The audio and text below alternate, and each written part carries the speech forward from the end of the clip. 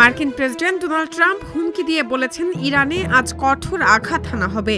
তিনি দাবি করেন ইরান তার প্রতিবেশী দেশগুলোর কাছে আত্মসমর্পণ করেছে।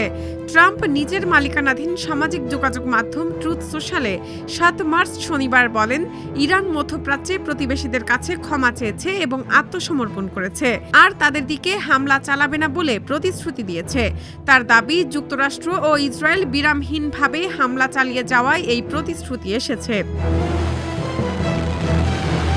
এর আগে আজ ইরানের প্রেসিডেন্ট মাসুদ পেজেশকিয়ান বলেন, দেশটির অন্তর্বর্তী নেতৃত্ব ৬ ফেব্রুয়ারি সিদ্ধান্ত নিয়েছে প্রতিবেশী দেশগুলো থেকে ইরানের ওপর হামলা না হলে সেসব দেশে আর কোনো আক্রমণ চালানো হবে না। ইরানের সংবাদ মাধ্যমে প্রকাশিত বক্তব্যে প্রেসিডেন্ট পেজেশকিয়ান বিগত দিনগুলোতে হওয়া হামলার জন্য প্রতিবেশী দেশগুলোর কাছে দুঃখ প্রকাশ করেন।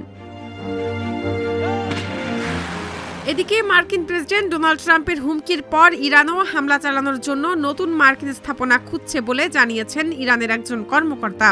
ট্রাম্পের বক্তব্যের পর সিএনএনকে ইরানের সেই কর্মকর্তা বলেন, যুক্তরাষ্ট্র স্পষ্টভাবে ইরানি জনগণকে সরাসরি হত্যা করার হুমকি দিয়েছে। তিনি বলেন, এ কারণে ইরান এখন আমেরিকান অঞ্চল, বাহিনী এবং সহযোগী প্রতিষ্ঠানগুলোর বিষয়ে পর্যালোচনা করবে। যেসব জায়গায় এখনও ইরানের সশস্ত্র বাহিনী হামলা করেনি সেগুলো অন্তর্ভুক্ত করে হামলা চালানো হবে। মার্কিন প্রেসিডেন্ট ট্রাম্প ইরানের প্রেসিডেন্ট পেজেশকিয়ানের মন্তব্যের যে ব্যাখ্যা দিয়েছেন তা পুরোপুরি মিথ্যা বলে উল্লেখ করেছেন ইরানের প্রতিষ্ঠান ডিপ্লো হাউসের পরিচালক বিশ্লেষক হামিদ রেজা গোলামজাদে। তিনি বলেন, পেজেশকিয়ানের মন্তব্যকে আত্মসমর্পণ হিসেবে ট্রাম্পের ব্যাখ্যা পুরোপুরি মিথ্যা।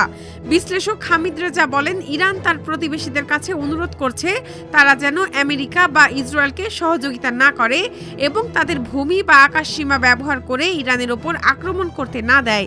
তিনি এই অনুরোধকে খুব স্বাভাবিক এবং আইনসিদ্ধ বলে উল্লেখ করেন।